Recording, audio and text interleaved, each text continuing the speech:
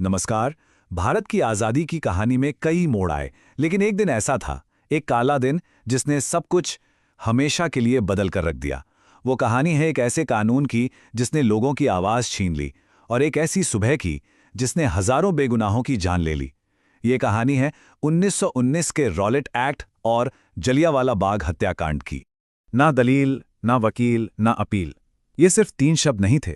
ये उस वक्त हर हिंदुस्तानी के दिल से निकली हुई चीख थे। ये उस काले कानून का असली चेहरा थे जिसने रातों रात भारतीयों को अपने ही देश में अजनबी बना दिया था और उनके सबसे बुनियादी अधिकार भी छीन लिए थे। तो चलिए इस पूरी कहानी को समझते हैं। हम देखेंगे कि कैसे अंग्रेजों का एक दमनकारी कानून आया, फिर कैसे उसने गांधी जी को एक राष्ट्रव्यापी आंदोलन के लिए प्रेरित किया, जो आगे चलकर अमृतसर में एक भयानक नरसंहार में बदल गया, और आखिर में कैसे इस एक घटना ने भारत की आजादी की लड़ाई की दिशा ही हमेशा के लिए बदल दी। सोचिए जरा, पहला विश्व युद्ध खत्म हुआ है। पूरे भारत में एक उम्मीद की लहर है। भारतीयों ने जंग में ब्रिटिश सरकार का पूरा साथ दिया था, इस उम्मीद में कि इसके बदले में अधिकार मिलेंगे, आजादी की तरफ कोई बड़ा कदम उठाया जाएगा। लेकिन मिला क्या? एक क्रूर धोखा। सुधारों के वादों की जगह हम पर थोप दिया गया रॉलेट एक्ट। इसका सरकारी नाम तो बड़ा भारी भरकम था, अराजक और क्रांतिकारी अपराध अधिनियम, लेकिन असलियत में ये एक साजिश थी। जंग के समय के जो कठोर कानून थे ना, उन्हें हमेशा हमेशा के लिए लागू करने की एक चाल। और ये कानून, सच पूछिए तो जुल्म की इंतहा थी। इसने पुलिस को बेहिसाब ताकत दे दी। किसी पर भी सिर्फ शक के आधार पर बिना वारंट के गिरफ्तारी, और फिर 2 साल तक बिना किसी मुकदमे के जेल। इतना ही नहीं, प्रेस का गला घोट दिया गया और इंसाफ के लिए अपील करने का रास्ता भी पूरी तरह से बंद कर दिया गया। ऐसा नहीं था कि किसी ने इसका विरोध नहीं किया। इंपीरियल लेजिस्लेटिव काउंसिल के हर एक भारतीय सदस्य ने एकजुट होकर इस बिल का विरोध किया। मोहम्मद अली जिन्ना, मदन मोहन मालवीय और मजहर उल हक जैसे बड़े बड़े नेताओं ने तो विरोध में इस्तीफा तक दे दिया। लेकिन ब्रिटिश हुकूमत, उनके कान पर जू तक नहीं रहेंगी। हर आवाज को अनसुना कर दिया गया और कानून पास हो गया। इस जबरदस्त अन्याय के खिलाफ महात्मा गांधी सामने आए।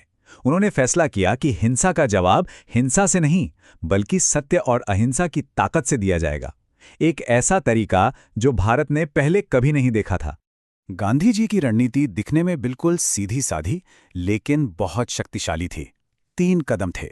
पहला, देश भर में सत्याग्रह सभाएं बनाकर लोगों को संगठित करना। फिर एक राष्ट्रव्यापी हड़ताल, जिससे देश को ठहरा दिया जाए।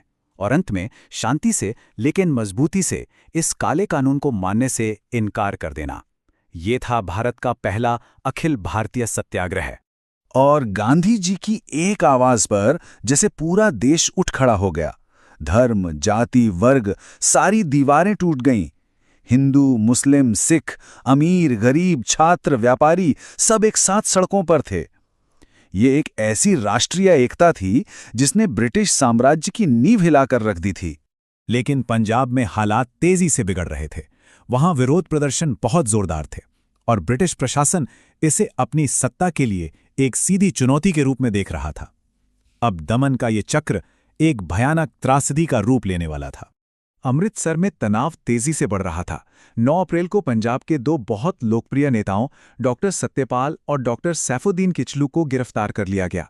अगले ही दिन जब लोग शांति से उनकी रिहाई की मांग करने निकले तो उन पर गोलियां चला दी गईं। और फिर आया 13 अप्रैल, बैसाखी का दिन।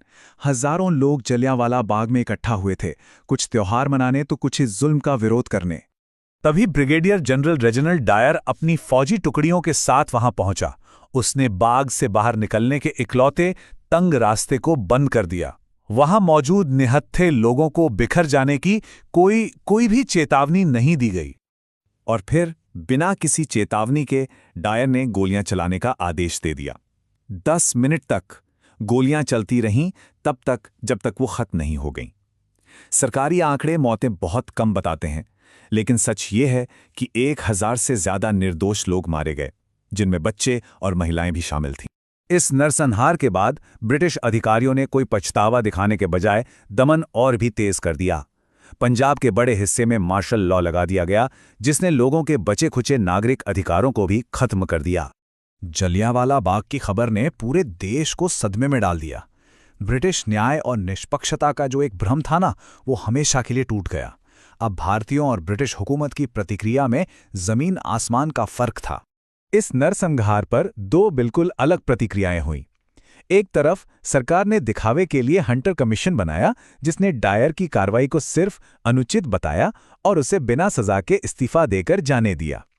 दूसरी तरफ रविंद्रनाथ टैगोर ने गुस्से में अपना नाइटहुड लौटा दिया और गांधी जी ने केसरे हिंद की उपाधि त्याग दी। ये साफ था, भारतीयों का ब्रिटिश न्याय से भरोसा हमेशा के लिए टूट चुका था।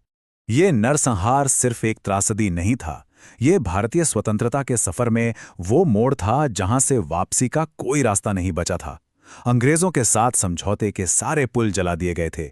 अब मंजिल सिर्फ एक थी, पूर्ण स्वतंत्रता। इस घटना ने स्वतंत्रता संग्राम पर एक अमिट छाप छोड़ी। गांधी जी अब सिर्फ एक नेता नहीं बल्कि देश की आवाज बन गए।